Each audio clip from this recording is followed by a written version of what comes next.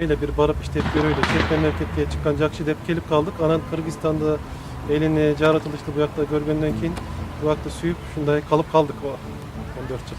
Bu yakta jaratılış ayvay jakşı.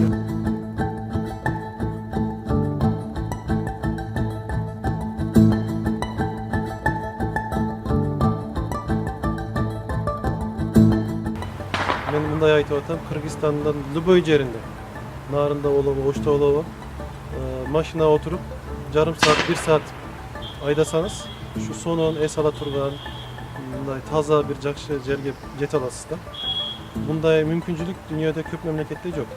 Alaydan, nokattan, jaylolardan süret tartkanımda alar internetke girgen gece bunday saytlarga girgende belki tündükteki Bişkek çaktagı kişiler de körüp bunday eкен, Oş jakta da, Oş oblasında da şunday sonun yerler var dep bu jakta belki kızıkıp gelet. Sebebi bu jakta görmegen kişiler köp aljakta.